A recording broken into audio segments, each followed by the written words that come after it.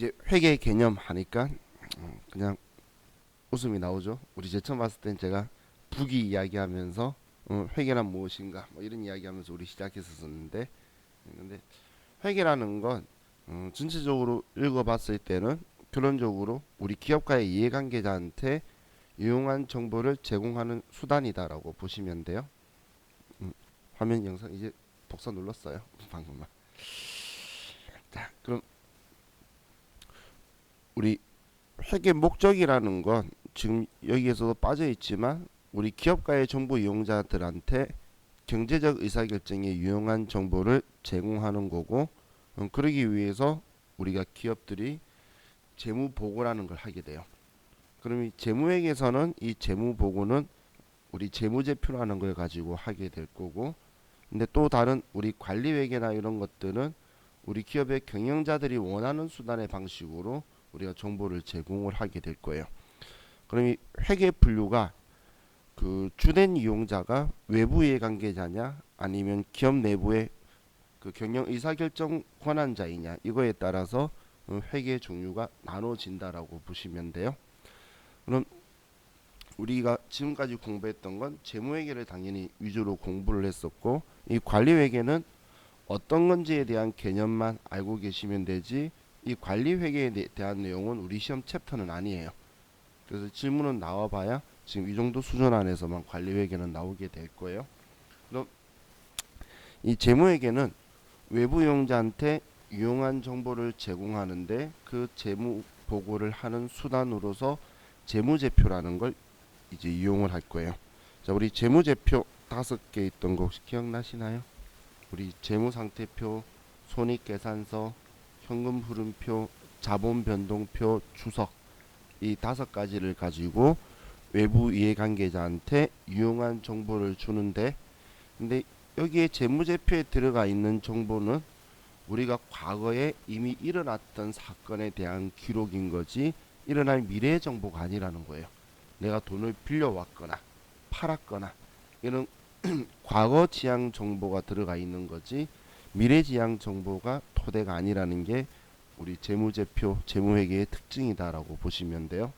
그럼 이 재무회계는 일반적으로 인정된 회계 기준의 원칙을 지배를 받게 되는데, 저와 같이 공부했던 기준이 일반 기업 회계 기준이었어요. 그럼 그 회계 기준에 맞춰서 저와 같이 작성을 하고, 그리고 우리 분계라는 것도 일련의 규칙이 있었죠.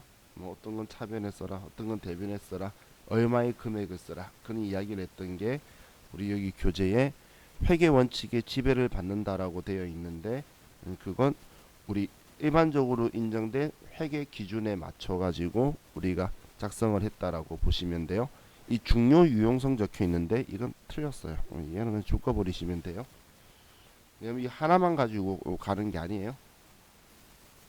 자, 그럼 이 관리회계라는 건 우리 의사결정 권한자에게 유용한 정보를 주기 때문에 우리 의사결정 권한자가 어떤 방식의 정보를 가지고 판단을 할 거냐, 여러분한테 생산해 달라고 하는 거에 따라서 그 하는 방식이 다 틀리다는 거예요. 그럼 그 사람만을 위해서 만드는 정보를 우리 특수 목적 보고서라고 해요. 그 누구나한테 똑같은 정보를 주는 걸 일반 목적 보고서라고 하는데, 우리 관리회계는 그 사람만을 위한 정보를 생산해 준다는 거예요. 나중에 여러분들이 회사 가서 일한다고 생각하셨을 때 사장님이 이거에 대해서 분석해서 보고서 올려줘라고 했을 때 그 사장이 원하거나 여러분 상사가 원하는 대로 맞춰 만들어 주겠죠. 그럼 그 사람만을 위해서 이제 우리가 만드는 걸 특수 목적 보고서라고 보시면 돼요. 그럼 이 특수 목적 보고서는 과거의 정보를 토대로 해서 미래지향적 정보를 생산한다는 거예요.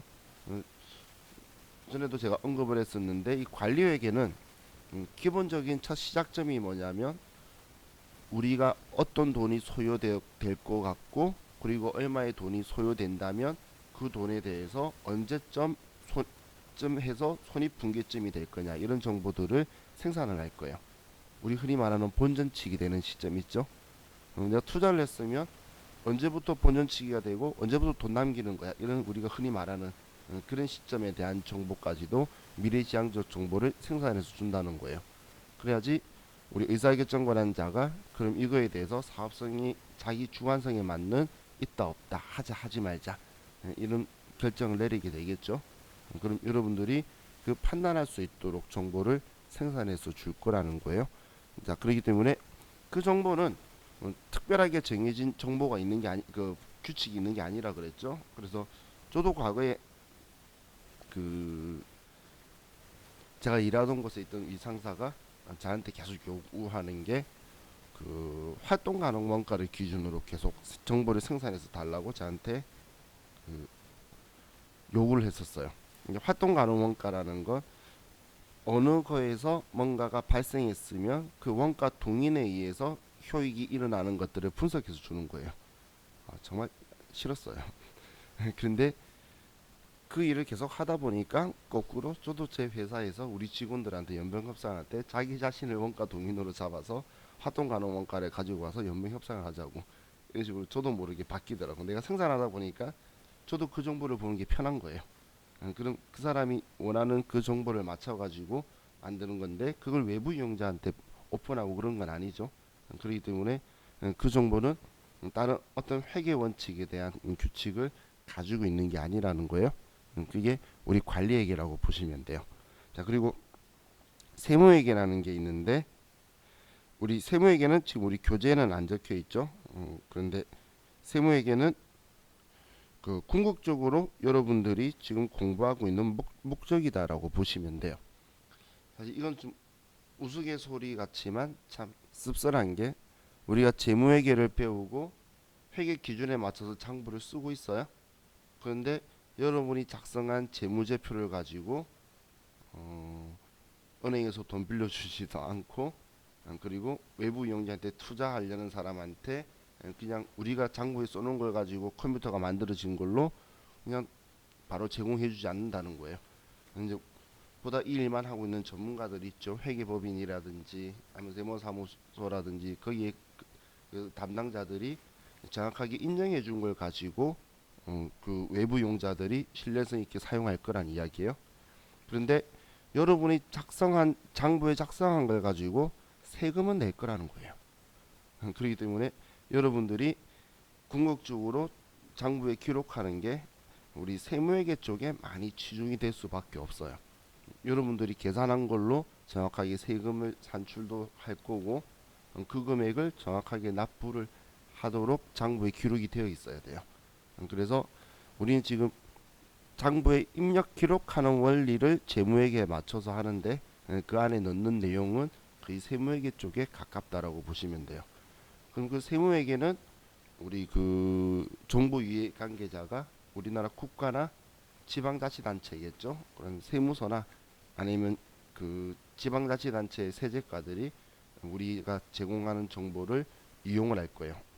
왜냐면 그 우리나라 세법에는 그 국세기본법이라는 게 있는데 그 국세기본법에서 우리 사업자들한테 직접 신고하고 납부의 의무를 부여하고 있기 때문에 우리가 직접 내가 얼마 내야 될지 세금을 내가 계산을 해서 내가 그걸 신고하고 내가 납부를 할 거예요.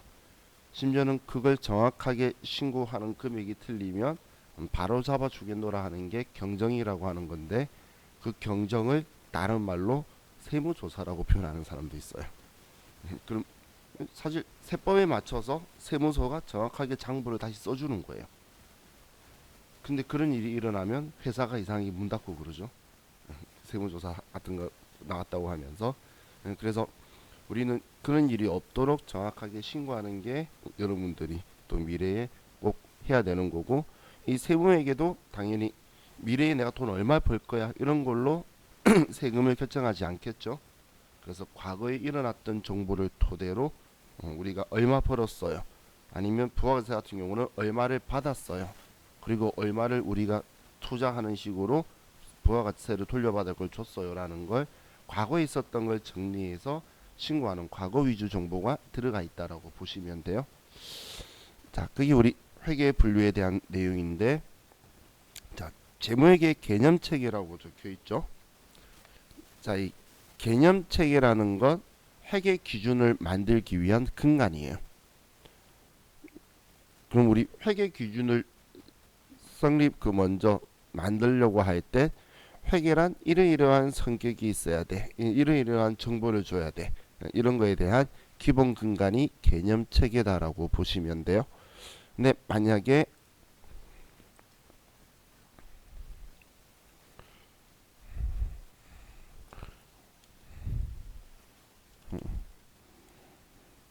회계 기준과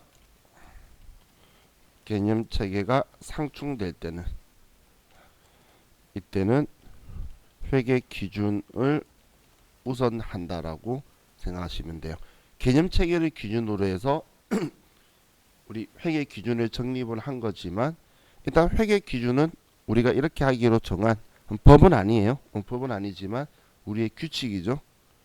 그럼 이 규칙이 우리 개념 체계하고 상충이 된댔을 때 우리는 일단 우리도 우리가 이렇게 하기로 한 약속을 지키고 그걸 따르다가 만약에 이게 아니고 시적 흐름에 적절하지가 않으면 그걸 개정해 가는 방식으로 쓸 거예요. 그렇기 때문에 자, 이 두 개가 상충한다면 회계 기준을 우선시한다라고 기억을 해두세요. 과거에 제가 이런 식으로 표현했었던 거 혹시 기억나시는 분도 있을 텐데 관습과 법을 생각하시면 돼요. 관습을 토대로 법을 우리가 제정을 하는데 이 두 개가 상충한다면 일단 법은 지켜야 되겠죠. 그리고 법을 개정해 가는 것처럼 우리 회계 기준도 개념 체계를 토대로 만들었지만 이 두 개가 상충한다면 일단 회계 기준을 먼저 우선시하고 주에 이걸 개정을 통해서 바꿔간다라고 보시면 돼요. 자, 그럼 자, 우리 이 회계 기준에서 개념 체계에서 회계의 질적 특성이라는 게 있어요. 회계 질적 특성. 이 회계 질적 특성이라는 건 우리가 생산하는 이 재무회계의 정보는 이러이러한 성격이 있어야 한다라고 이제 회계 기준에서 말하는 거예요. 이거 다른 표현으로 하면 이러이러한 성격에 미달하게 되면 이 정보는 외부 용자한테 유용한 정보를 제공할 수 없으니 망가진 재무제표다라고 표현할 거라는 거예요. 그래서 이러이러한 성격이 있어야 된다라고 이제 개념 체계에서 정하고 있는 걸 이제 우리 개념 그 질적 특성이라고 하는데, 자, 지금 우리 교재 그림을 가지고 먼저 보면, 자, 이 그림에서는 회계 기본 가정이 우리는 발생 기준으로 할 거고, 그리고 우리 회사는 계속 앞으로도 사업을 영위할 거라는 전제 조건이에요. 근데 지금 여기에는 표로 되어 있는데 이 다음 페이지 넘겨 보시면 이것들을 일일이 설명으로 적어 놨어요. 발생 기준, 이건 현금주의가 아니고 발생했을 때에 권리나 의무가 생겼을 때에 자산이다 부채다라고 인식할 거란 이야기예요. 여러분들이 물건 팔았을 때에 돈을 안 받았지만 매출이라고 인식하는 거, 그게 우리 발생 기준이다라는 거예요. 그리고 우리는 12월 31일 날 외상으로 물건 팔아도 나의 채권이라는 자산을 인식하고 있죠. 그 이유는 내년에도 계속 사업을 영위할 거란 전제니까 그게 가능한 거지, 청산 기업이라면 올해까지만 사업하고 끝낼 거라면 그렇게 하면 안 된다는 이야기예요. 그래서 우리는 기본적인 전제 조건이 발생 기준 계속 기업이기 때문에 우리가 의미를 부여 안 했지 자연스럽게 그렇게 하고 있었다고 보시면 돼요. 그럼 자, 이 기본 가정 속에 생산한 정보가 어떠한 특성을 가지고 있어야 된다. 이제 그 부분을 이제 보는 건데, 지금 이 책을 쓴 그 이대호 세무사가 그 IFRS하고 조금 헷갈렸었어요. 지금 이 신뢰성 부분에서. 그래서 제가 다시 정리를 해드리면, 회계 실적 특성은 틀린 건 아니에요. 큰 틀로는 맞는데, 자, 첫 번째가 이해 가능성이 있는데, 이 이해 가능성이라는 건 여러분들이 이제 회계 정보를 생산을 했어요. 그럼 외부 이용자한테 유용한 정보를 주려고 생산한 거잖아요. 근데 외부 이해관계자가 무슨 내용인지 이해를 못한다면 쓸모없는 정보다, 그 이야기예요. 뭐 생각해보면 당연한 이야기죠. 자, 그리고 두 번째가 우리 목적 적합성이에요.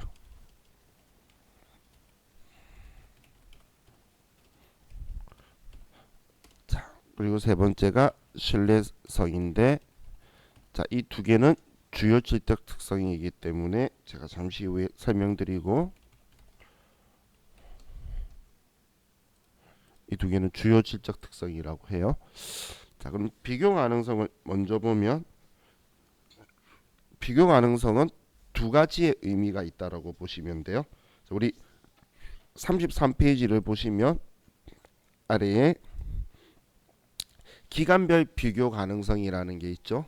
이 기간별 비교 가능성이라는 건, 자, 우리 조회하면서 재무상태표하고 손익계산서 이런 거 열어봤었는데 꼭 전기하고 같이 두 개를 같이 보여주고 있죠.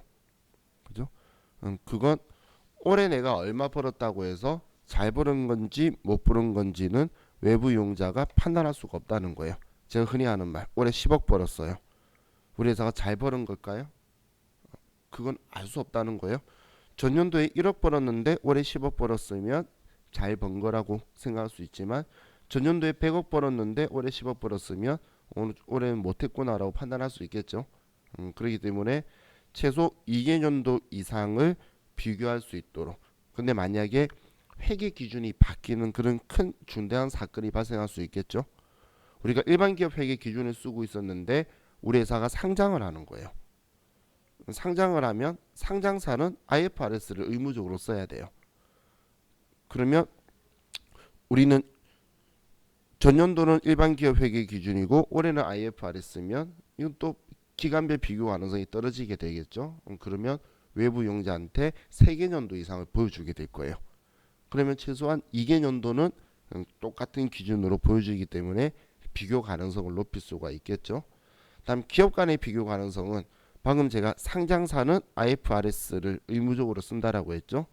여러분들이 주식을 하면서 투자하려고 할 때 A라는 회사와 B라는 회사를 두 개를 서로 비교할 때 같은 기준이야지 내가 가지고 있는 기준점을 가지고 서로를 비교할 수 있는데, 서로 다른 기준이라면 기업 간의 비교가 적절하지가 않다는 거예요. A라는 회사는 일반 기업 회계 기준이고 B라는 회사는 IFRS라면 이 두 회사의 손익계산서가 좀 틀려요. 그리고 재무상태표에서 가치를 인식하는 부분도 틀리다라는 거예요. 그럼 여러분들이 비교했을 때 기업 간의 비교 가능성이 저하가 될 수가 있겠죠. 그렇기 때문에 우리 일부러 상장사들은 IFRS를 쓰도록 이런 식으로 우리가 기준을 가지고 있다라는 거예요. 이게 우리 비교 가능성이에요.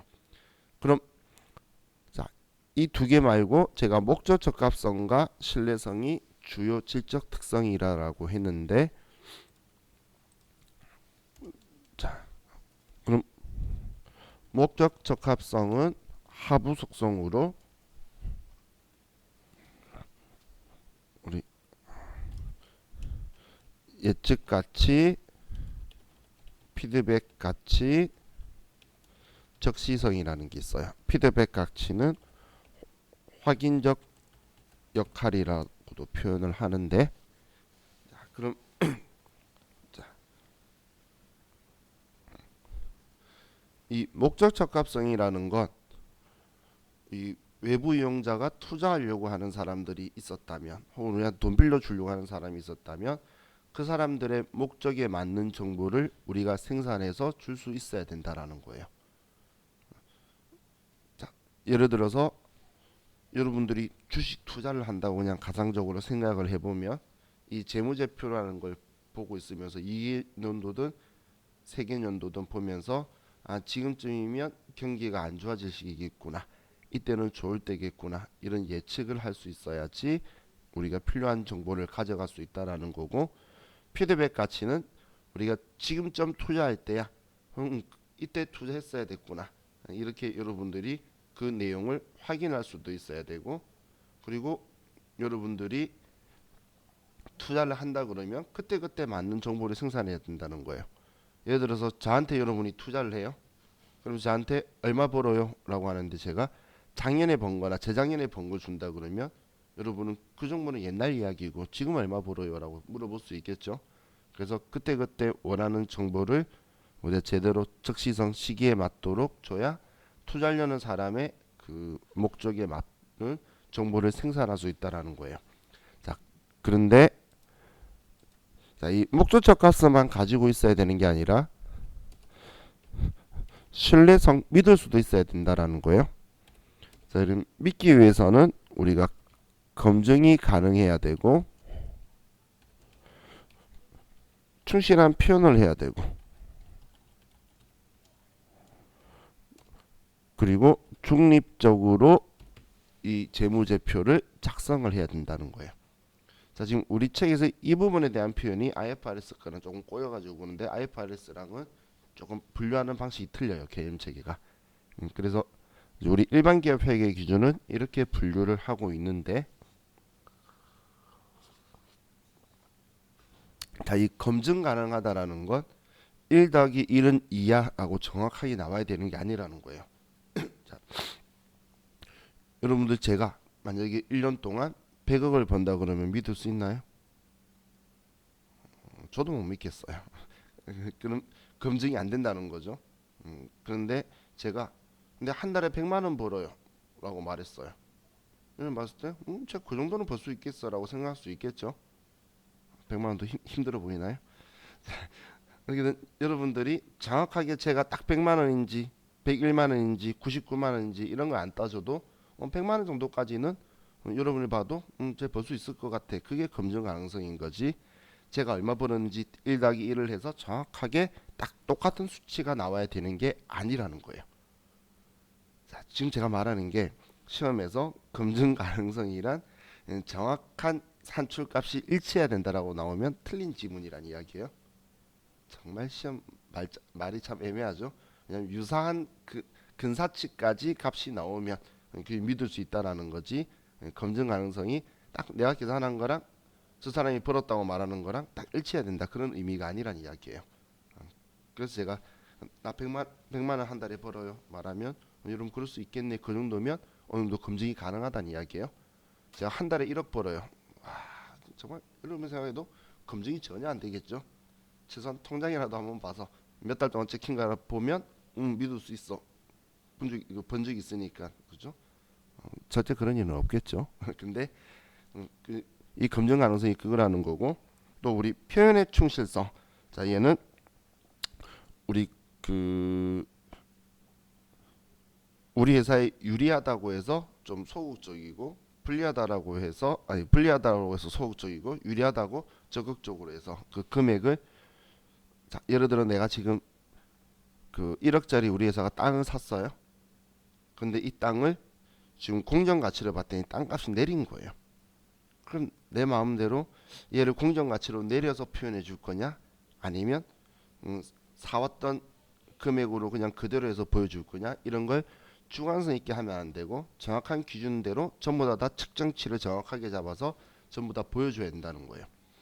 근데 이거에 대한 거는 많은 유혹들이 있어요. 예를 들어 장기 할부를 팔았죠. 그럼 36개월 할부를 팔았을 때에 나는 매달 100만 원씩 받기로 했으면 3,600만 원을 총 받기로 한 건데 근데 3년 뒤에 1,200이잖아요. 2년 뒤에 1,200이고 1년 안에 1,200이고 그러면 이걸 현재 가치로 계산을 해서 보여줄 거냐? 그럼 3천만 원 초반밖에 안 되거든. 그렇게 보여줄 거면 미래 그거니까 이자가 있겠죠. 그럼 그걸 거꾸로 해서 우리 수익으로 매출로 볼 거냐? 아니면 이걸 3,600 전부 다를 매출로 볼 거냐? 이걸 선택을 하게 될 거예요. 그럼 그런 것들을 이제 여러분들이 임의적으로 하면 안 되고 정확하게 계산하고 산출하고 정해진 규칙대로 전부 다 표현을 하라는 거예요. 측정치를. 그리고 항상 중립적인 우리 객관성 있는 걸로 해서 외부 이용자한테 조금이라도 필요하다 생각하면 중요성의 원칙처럼 전부 다 여러분들이 외부 이용자한테 보여줘야 된다는 거예요. 자, 일단 기본적으로 자, 이건 나중에 시험 때 되면 여러분들이 잘 까먹어요. 근데 지금 제가 쌤 위급책 정리하면서 책 쓰고 있는데 한 문제가 나와요. 잘 회계 기초 전체에서 한 문제가 나오게 되어 있는데 기초에서 낼 만한 문제가 없으니까 얘를 엄청 자주 끌고 나와요. 질적 특성을. 그렇기 때문에 시험 볼 때 이걸 어느 정도 인지하면 그래도 2점을 가지고 갈 수 있으니까 시험 때 전에 한 번 정도는 더 정리해 볼 만하죠.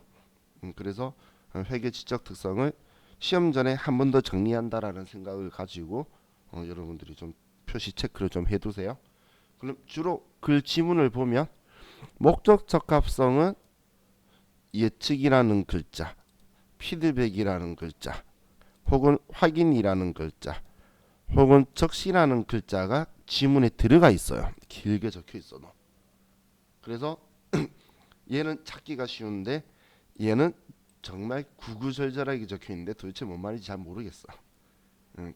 그럼 시험 문제에서는 다음 중 회계 실적 특성이 다른 하나는 이런 식으로 나올 거기 때문에 그럼 얘 쪽을 외워두는 게 훨씬 더 유리하겠죠. 그죠? 그래서 제가 옛날에 그 고등학생들 가르칠 때는 예피적 뭐 이렇게도 외우라 그러고 혹은 뭐 적의 목에 피가 흐른다 그 기억하고 들어가 그러고 막 그랬었어요. 그래서 앞글자만 좀 따서 그래도 기억하면 지금은 여러분들이 너무 잘 풀어서 근데 옛날엔 딱 1글자가 나왔거든. 옛날 시험에는 1글자가 나오니까 제가 이 세 개 있으면 한 개가 왕따고 아니면 네 개 중에 이 세 개 중에 한 개가 있으면 걔가 왕따잖아요.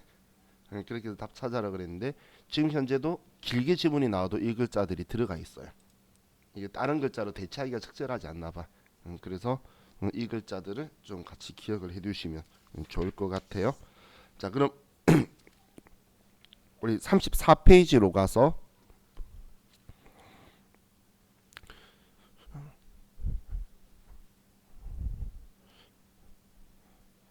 자, 회계 정보의 제약 요인이라고 적혀 있는 게 있는데 자, 제약 요인에서 뭐 적시성이라는 거야. 아니 우리 목조 적합성에 하부 속성이 적시성이 있었죠.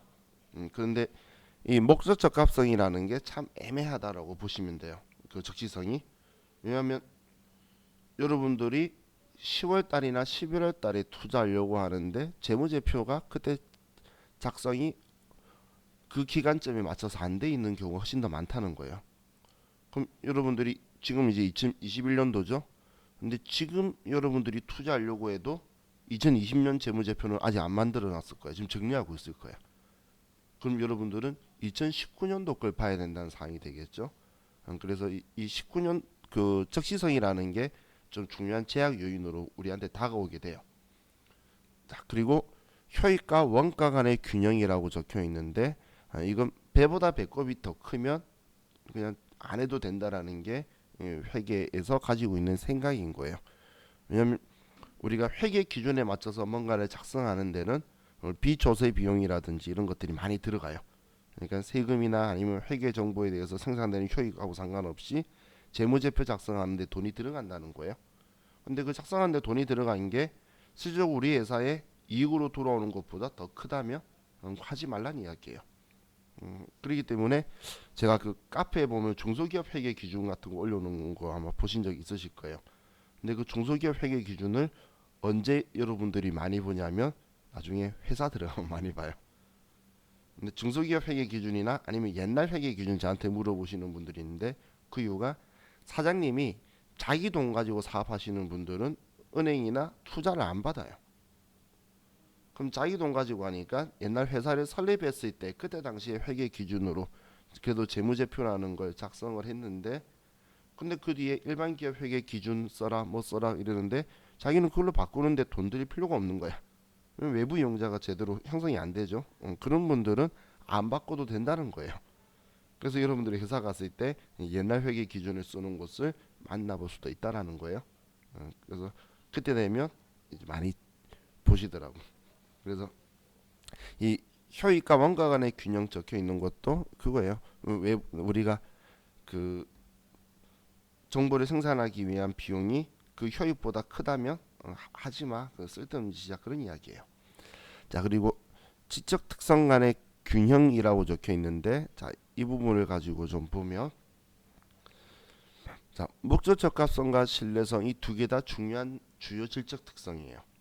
주요 질적 특성인데 이 두 개를 다 높이면 당연히 제일 좋은 거고 이 두 개 중에 한 개라도 바닥을 치면 쓸모없는 정보가 되는 거예요.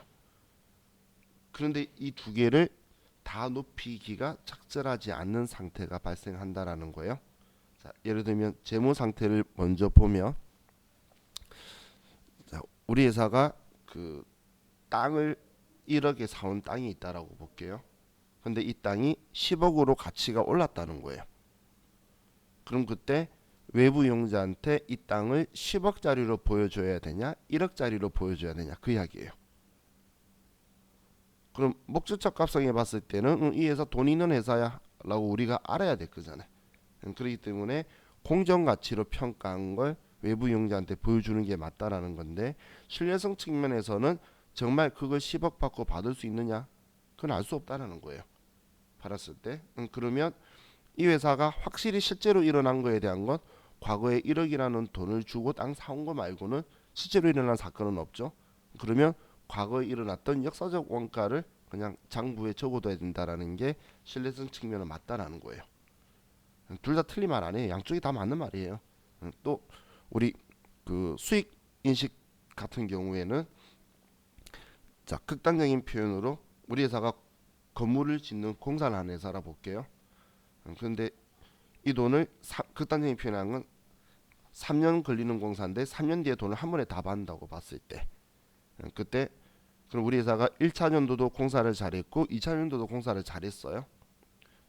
근데 돈을 하나도 안 받았어. 그럼 이 상황에 2차년도든 1차년도든 그때 우리 회사는 수익을 인식을 해야 되냐 그거예요. 그럼 투자하려는 사람 입장에서는 성실하게 사업 잘 진행되고 있으면 거기에 맞는 진행 기준으로 수익을 인식해야 이 회사 현황이 어떻는지를 알 수가 있겠죠. 그럼 목적적 합성을 맞춰서 가기 위해서는 진행 기준으로 가야 된다는 거지만, 신뢰성 측면에서는 너 공사 완료했을 때에 돈을 받을 수 있는지 못 받는지, 너네가 마무리할 수 있을지 없을지 그걸 어떻게 알아. 그러니까 완성했을 때에 그때 수익을 인식하라는 거예요. 그럼 그 목적적 합성은 그래서 발생주의로 하는 걸 원하고, 신뢰성은 현금주의를 원한다라고 보시면 돼요. 근데 둘 다 틀린 말 아니에요. 양쪽 다 맞아. 그래서 여러분들이 정말 머리를 잘 써서 둘 다 높여주는 게 제일 좋은 질적 특성이 높은 좋은 재무제표가 되는 거고, 근데 문제는 뭐냐면 둘 중 하나라도 상실하게 되면 쓸모없는 정보가 된다는 거예요. 그래서 둘 다 높이기 위해서 최선을 다해야 되는 것들이고, 또 우리 재무제표에서는 목적 적합성 때문에 제가 오늘 투자하려는데 2019년도 정보면 너무 과거 정보잖아. 그러니까 이렇게 우리 분기나 반기 재무제표를 작성해 주는 거예요. 그런데 이게 시즌 장사라 그러면 이익이나 이런 것들이 또 잘못 오인되도록 결과가 들어갈 수가 있겠죠. 그렇기 때문에 신뢰성 측면은 연차 재무제표로 1년치로 결산 재무제표를 보여주는 게 맞다는 건데, 근데 투자하는 사람 입장에서는 그래도 그때그때 정보를 감안해서라도 볼 테니까 좀 주는 게 훨씬 더 유리하겠죠. 근데 이런 중간 반기 재무제표는 이렇게 작성하는 거예요. 그냥 우리 분기별로 부가세 신고처럼 하는 게 아니고, 처음에는 1월부터 3월로 작성을 해줘요. 두 번째는 1월부터 6월에 작성해 주는 거예요. 그 다음부터 1월부터 9월, 그 다음엔 1월부터 12월 이렇게 해서 작성을 해줄 거예요. 그럼 외부 이용자 입장에서는 그래도 좀 적시성이 나는 건 좀 높아지게 되겠죠. 하지만 오인될 수 있다는 거예요. 여름 장사였어. 이때는 죽쓰다가 이때는 잘 됐다가 또 이때는 아무 일이 안 일어날 건데 오인할 수가 있겠죠. 그렇기 때문에 어느 말이 맞다 틀리다라고는 할 수가 없기 때문에 이걸 전부 다 보완하기 위해서 노력을 해야 된다는 거예요. 자, 그래서 얘네들도 여러분들이 같이 기억을 해주시면 좋겠어요. 자, 그럼 재무제표 뭐 요소에서 재무상태표야 자산, 부채, 자본인데, 이 포괄 손익계산서 적혀 있는 거 있죠. 우리 일반 기업 회계 기준에서는 포괄 손익계산서를 안 써요. 손익계산서를 써요. IFRS에서 포괄 손익계산서를 쓰는데 이분이 이쪽에서 또 헷갈렸나 봐요. 자, 이렇게 생각을 하시면 돼요. 자, 우리 매출액에서 매출 원가를 빼면 매출 총 이익이 됐죠. 여기에 판관비를 빼면 영업이익이 되었었죠. 그리고 여기에 플러스 영업외 수익 마이너스 영업외 비용 이러면 우리 단기 순이익이다라고 하고 있었었죠. 근데 여기에 플러스 마이너스 기타 포괄 손익 누계액을 집어넣는 거예요. 그렇게 되면 여기에 포괄 손익이라고 뽑는 게 우리 포괄 손익 계산서예요. 자, 기타 포괄 손익 누계액이 뭐죠? 이 분류가 이거 우리 자본할 때 공부했던 거죠. 얘는 실제로 안 일어난 미실현 보유 손익을 이야기하는 건데 이것까지도 손익 계산서에 다 집어넣어서 포괄 손익이라고 해서 내는 게 우리 포괄 손익 계산서라고 보시면 돼요. 근데 우리 일반 기업 회계 기준에서는 여기까지만 하지 여기까지 같이 들어가는 게 아니라는 거예요. 그렇기 때문에 지금 개인적으로 여기에 만약 기타 포괄 손익 누계액을 넣었으면 이렇게 표현했네요 말할 건데 그것도 안 넣어놓고 포괄 손익 계산서라고만 썼기 때문에 제가 그냥 포괄자를 지워버리라고 말씀드린 거예요. 자, 그럼 우리 재무제표 뭐 요소 인식과 측정이라는 건 우리가 인식한다라는 건 재무제표의 계정 과목이나 금액으로 쓰게 될 건데 어떤 계정 과목으로 기록을 해둬야 된다 인식을 해서 그리고 얼마의 금액으로 써둬야 된다라고 측정해서 외부 용도한테 보여준다 그런 이야기예요. 별말 아니죠. 자, 그럼 회계 관습이라고 적혀 있는데 자, 관습에서 중요성이라는 거는 우리 외부 이용자가 어떠한 사람한테 중요할 거다 이렇게 정하는 게 아니라 그 소중대를 따지지 않고 그 누구 한 명이라도 이걸 중요하게 여긴다면 그거에 대해서는 전부 다 우리는 소중하게 다 표현해 주라는 거예요.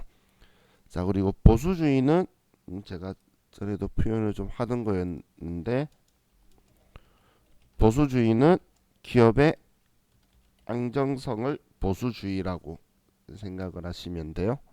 이 보수주의는 수익은 낮게 비용은 높게 그러면 결론적으로 이익은 낮게 나오게 되겠죠. 그리고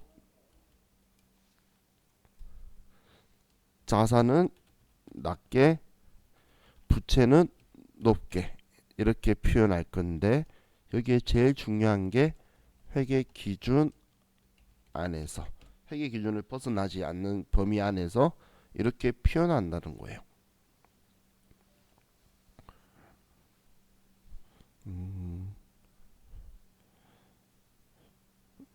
자, 이 의미를 가지고 이렇게 생각을 해서 보시면 돼요.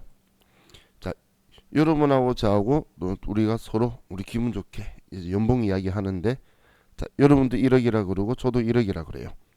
그럼 둘 다 1억인 건데 여러분은 세금을 공제한 후 세후 1억인 거고 저는 세금 떼기 전 세전 1억인 거예요. 둘 다 1억이라고 말할 수 있는 건데 그럼 둘 다 1억이라 했을 때 실제적으로 많이 버는 건 여러분이죠. 세금 떼고 1억이니까 전 세금 떼기 전 1억이면 여러분이 저보다 훨씬 더 많이 버는 사람인 거죠. 그런 기업들이 똑같이 1억 벌었다고 기업들이 말하는데 뺄 거 다 빼고 비용 같은 거 다 빼고 이거 낮게 보여서 1억인 회사가 더 안정성이 높게 우리가 더 건실한 회사다라는 그런 의미예요. 그게 보수주의예요. 우리 뭐 진보 보수하는 그 보수가 아니고 우리 회계의 보수주의라는 건 기업의 안정성을 이야기하는 거다라고 보시면 돼요. 그렇기 때문에 우리가 자산 중에서 나한테 돈이 안 될 것 아직 들었지 안 들었지 모르는 것들 있죠. 그런 거는 자산으로 인식을 안 할 거예요. 근데 내가 나갈 가능성이 매우 높고 금액이 얼마인지 아는 것들 있죠. 그런 것들은 부채로 인식할 거란 이야기예요. 그런 식으로 해서 우리가 장부에 기록을 하게 될 거예요. 자,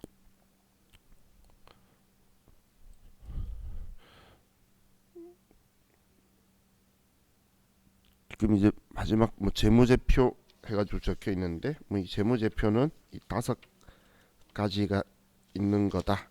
뭐 이건 신경 쓰지 마시고 뭐 어차피 뭐 기초교 어느 쪽에 있다는 경우니까 그냥 여기까지만 생각하시되 얘는 제외, 포괄자는 빼고 생각하시면 되겠죠. 자, 우리 책이 뒤에 보시면 문제가 있는데 이 너무 옛날 문제예요. 그래서 그냥 이 문제들은 보지 마세요. 제가 다음에 문제 정리된 거 따로 드릴 테니까 이거 너무 옛날 문제예요. 그리고 보다 보면 여러분들 정신 건강에 해로워요.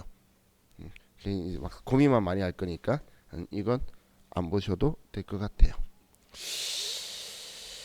자, 우리 첫 시간은 자 같이 그냥 회계가 뭔지 이야기만 간단하게 시작을 했고, 자, 우리 지금 좀 이런데 좀 쉬었다가 이제 40페이지에서 이제 제대로 계정 과목 가지고 같이 이야기하면서 하도록 할게요. 자, 쉬었다 합시다.